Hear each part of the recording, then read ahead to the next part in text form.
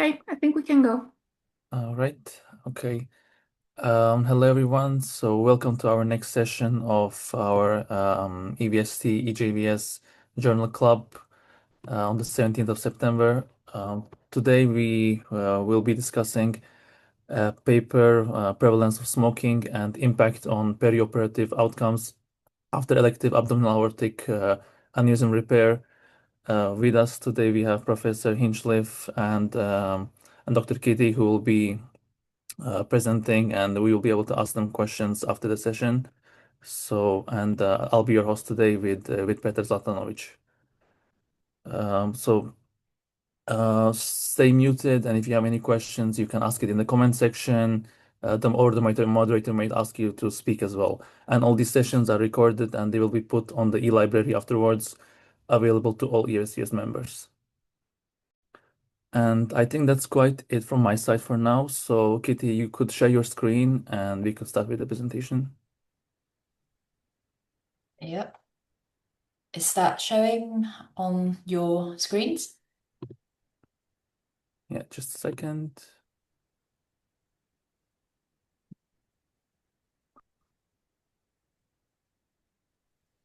It's sharing fine, Kitty. Perfect. Good evening. Thank you very much for inviting us to talk about our paper on the prevalence of smoking and impact on the perioperative outcomes after elective AAA repair in the UK. So before I get started, just a quick word that this is all done as part of the Protector study, and it's funded by the National Institute for Academic Anesthesia, the ACTAC and VASPI grant. And at the very end of the presentation, I'll just mention a few of the other works that we've done related to this topic as well. So, as part of the background, I think we all know that smoking has a huge impact in surgery and particularly in vascular surgery. Although the rates of smoking in the general population has declined over time, so in the UK it's now dropped down to 13% from around over 20% 10 years ago, there is still a significant amount of people smoking, and it contributes to a lot of mortality and morbidity in the perioperative setting. And of course, as vascular surgeons, we all know that it also contributes to vascular disease, particularly atherosclerosis and aneurysms. So it's really paramount that we do address this issue in our patient cohort. Now, over time, there's been a lot of quality improvement programs and guidelines and recommendations that have all stressed the importance of this. And I've just taken a few screenshots from various ESVS and global vascular guidelines stressing this. And it's class 1 evidence that we should all be encouraging our patients to stop smoking before their surgery. But the problem is we don't really know how well any of these guidelines and quality improvement programs have worked over time. And we certainly don't really have a lot of data on how this is impacting our patients in a contemporaneous cohort, particularly given endovascular surgery has risen in the last 20 years. So the aim of our study was to quantify the prevalence of smoking in patients undergoing elective abdominal aortic aneurysm repair in the UK and to determine the impact of smoking on their perioperative outcomes. So what we did was an observational retrospective study using National Vascular Registry data, which captures all patients in the UK who undergoes a vascular procedure. And we included adults who are undergoing elective infrarenal AAA repair, and that's either open surgical repair or endovascular repair in the UK between 2014 to 2021. We excluded anyone who was admitted on an emergency basis, so any ruptures, any symptomatic aneurysms that are repaired fairly quickly, any aortic dissections, and any redo or secondary procedures. We then stratified our patients by their smoking status. So in the NVR, this is defined as current smoker if you've smoked within the last 2 months, former smoker if you used to smoke but has not been smoking for the last 2 months, and non-smokers for people who have never smoked. The primary outcomes we were interested in was the prevalence of smoking in this contemporary population, and also looking at their post-operative complications as an inpatient. The secondary outcomes that we were interested in was any changes in smoking rates over time and whether this differed geographically across the UK, and also some other clinical outcomes such as in hospital mortality and length of stay. We adjusted all of our outcomes using the British Aneurysm Repair bar score, and we also used multiple imputation for missing data. So, in terms of results, we included just under 27,000 patients in this study, and over a third of them had an open repair, and the rest had endovascular repair of their aneurysm. The headline important finding, I think, is that 22% of these patients undergoing a AAA repair were current smokers at the time of their surgery. So it's much higher than the UK national average of 13% at around the same time that these surgeries were happening. 62% were former smokers and only 16% were non-smokers. If we look at the demographics, the smoking group tend to be generally a bit younger, and they had higher rates of respiratory disease and peripheral arterial disease. The former smoking group was actually the most comorbid, so they had the highest rates of diabetes, hypertension, and a cardiac history.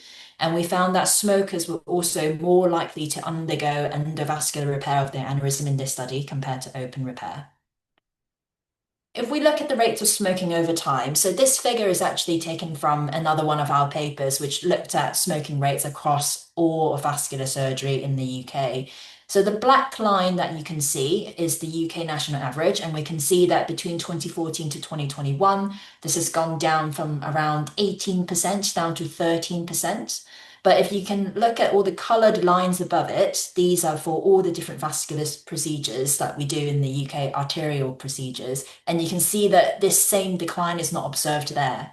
The green line in particular is the patients who are having abdominal aneurysm repair, and this has essentially stayed static for the entire duration of this study at around 22%. And actually, in some areas of vascular surgery, particularly the lower limb bypasses, this has actually slightly increased over time. So there's clearly work to be done in terms of encouraging smoking cessation, like the guidelines and quality improvement program says we should be doing.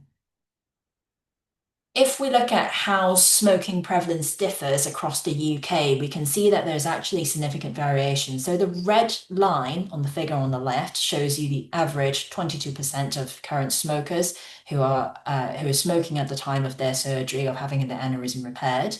And there is a 2.4-fold variation across individual UK hospitals in the UK. And on the right, you can see a heat map showing you the different areas in the UK where there's a higher proportion of smokers undergoing AAA repair compared to the areas that are lighter where that prevalence is lower. So clearly there's different demographics and different practices being done in the UK.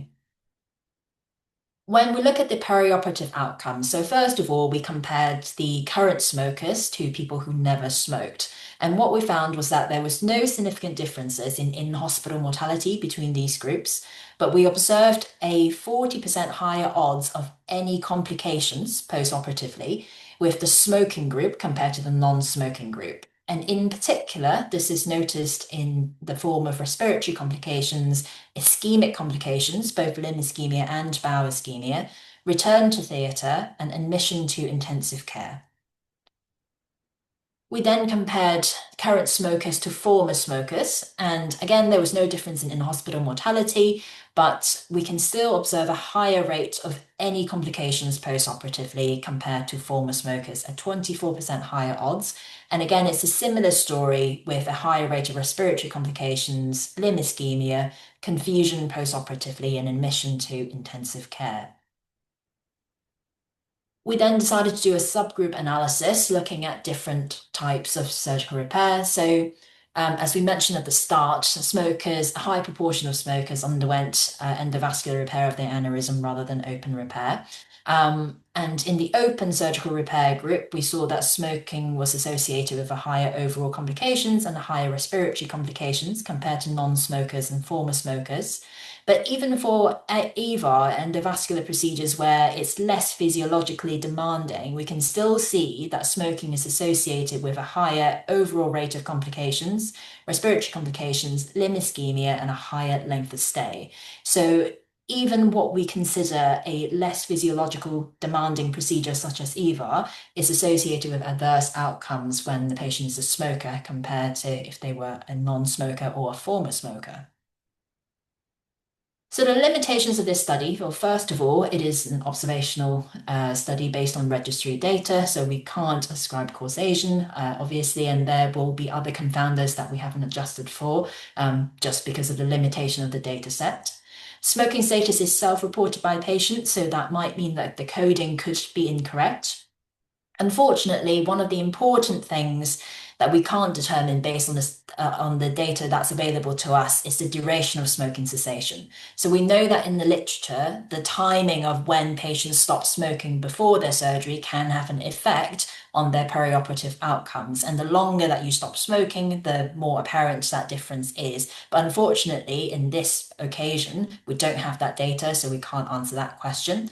And finally, the National Vascular Registry does not capture whether or not these patients have been offered or undertaken any smoking cessation interventions before their surgery. So, what I can't tell you is whether or not the current smoking cessation interventions are effective in this particular group.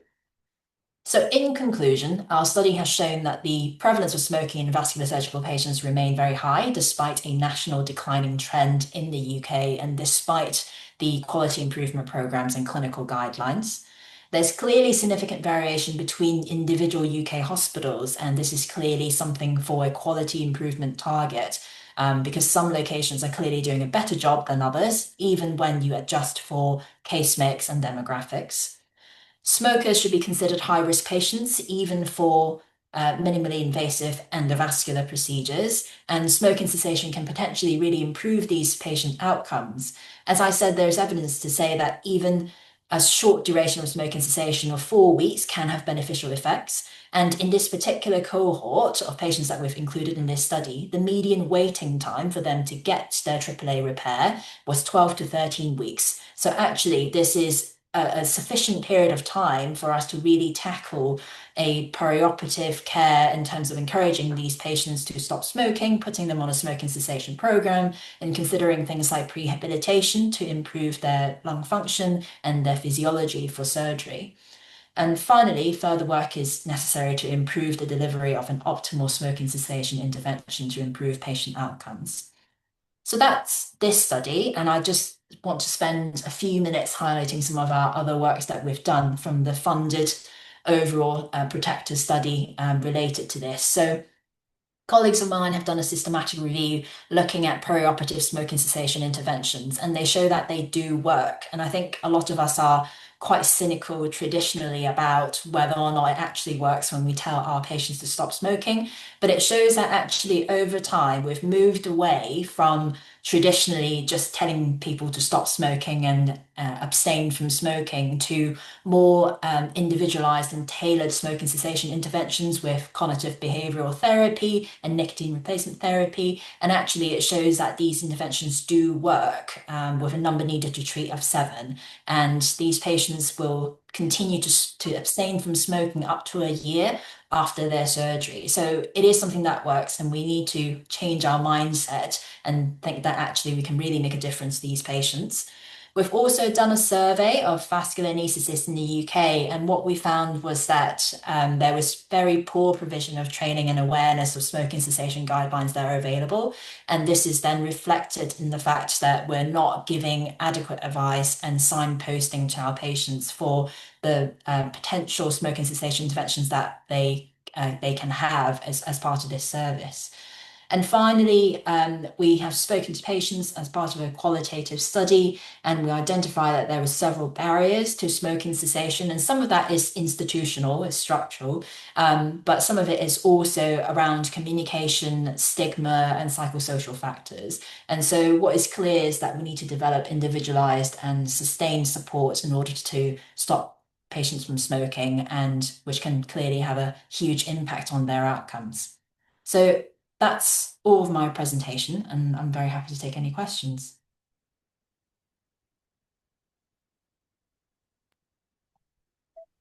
Thank you very much. That was really interesting. I mean, like the presentation is even more interesting when you presented more than when reading just the article.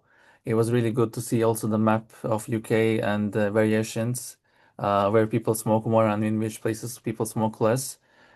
Let's see if we have any questions from the audience for now. I think that for now we don't. Well, I would like to just like start with some questions. It's really interesting that mortality rate isn't different between smokers or non-smokers and even former smokers. And I guess that just has to be some kind of like statistical thing because I mean like it's quite obvious that they have more that I mean smokers have more higher risk for complications, for respiratory complications, for ischemic complications. But why do you think the mortality rate doesn't change or it's more or less the same? Could you like say a few words about this? Yeah, that's very interesting. So, if you look at the literature around it, in the short term, actually, other observational studies which have looked at this in the past also found the same thing. So, when you look at in-hospital or 30-day mortality, there's not much difference between smokers and non-smokers and former smokers. The difference really emerges when you look at longer term results of 6 months mortality or a year mortality. That's where you start to see the difference of smokers having suffered other things such as a heart attack or a stroke that ends up with mortality. I think it's interesting because we've definitely demonstrated in the literature that complication rates are higher with smokers, but I suspect a lot of those complications, like respiratory complications, limb ischemia, are potentially treatable from our point of view. And actually, the kind of long-term cardiovascular mortality is probably what you see in the long-term data. Okay, okay. And it's a question which is kind of related to this one. It's about the hospital stay because there was also something that smokers had a shorter hospital stay, which again, like, kind of contradicts the fact that they have more complications and everything. And again, why do you think then this is as it is? Yeah, that was really, really interesting. And again, when I looked at the literature around it, you see a kind of similar picture. I guess part of it is patient selection. So the fact that we select more smokers to have endovascular repair as a kind of shorter intervention, whether, if most elective EVARs don't stay that long, so whether or not actually can we detect a difference there, based on days of stay after hospital. The other thing to consider is other confounders that we can't adjust for. So, for example, if there's any social issues in terms of getting people home, whether there is any sort of non-compliance that doesn't reflect and show up in this data. So, yeah, it's a interesting finding. I don't think it's necessarily easy to explain. I think for the open AAAs, perhaps they all stay a bit longer and maybe that difference is a bit more pronounced, but I think it's difficult to tell in the EVAR group when everyone generally has a short length of stay to conclude anything from that, really. Yep. Thank you. Um, I do have like a lot of questions, but I would like also to encourage some people from the audience to ask if you guys have something to ask any question that comes up to you. And in the time being, also you mentioned like a 2 month period to classify people into groups as a smokers and former smokers. Is that 2 month group from some kind of guideline or somewhere, or why is it 2 months and not three or not four? To be absolutely truthful, it's just what is recorded on the National Vascular Registry. So that is the data that they collect, and that's the definition that they use. As I said, that potentially is a limitation because we don't have the exact timing of when people stop smoking. So there could very well be differences in coding that just flips people in between the current smoking group and former smoking group. And I think if you look across different registries, there's often different definitions that are used for what constitutes a smoker or a former smoker. So I think in a lot of the US databases, they use something like within the last year, which is much more kind of generous. Um, but I think 2 months in one sense it does it's important because I guess a lot, like I said, a lot of the literature shows that starting smoking with kind of 8 weeks duration confers a significant benefit in your perioperative outcome. So presuming that the validation in this data set is reasonable for that 2 months cutoff, you can actually see that, we do see some benefits of stopping smoking as a former smoker compared to a current smoker in those outcomes. But yeah, it's mainly just a limitation of how the data set is collected and defined, I'm afraid. All right. And you also mentioned something about the waiting time of for an AA repair in the UK. Was it also about 2 months time or? Yeah, it's about 12 to 13 weeks, so Three actually about 3 months or so. months. Okay, okay, okay. So that kind of fits the fact that they have enough time to quit smoking and Yeah, to prepare, for yeah. the procedure. Okay, great, great. And maybe I'll ask. I hope someone else asks some other questions, but I'll just ask one more, which I've prepared. So basically. Were there any key differences, like in complications, between former smokers and current smokers? Because there was also some facts you mentioned that former smokers were the ones that actually were the most polymorbid.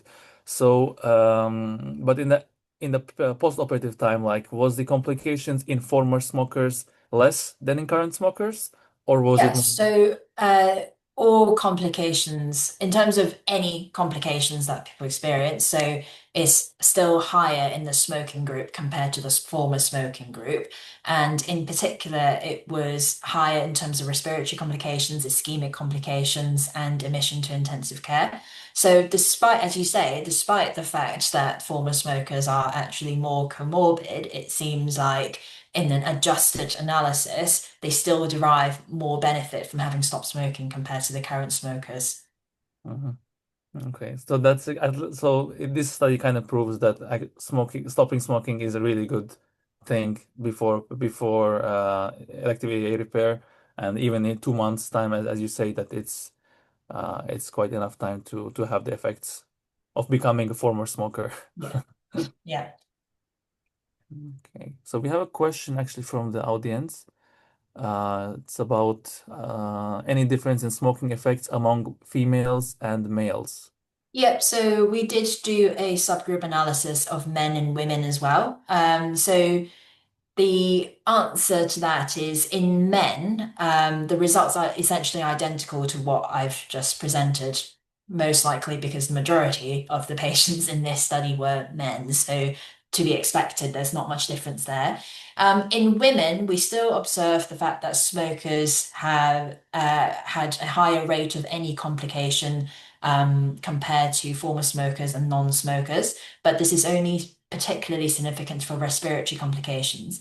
Of course, the female population in this study is much smaller, so it's not particularly well powered to detect any differences in those individual different complications, but I suspect the effect is probably similar.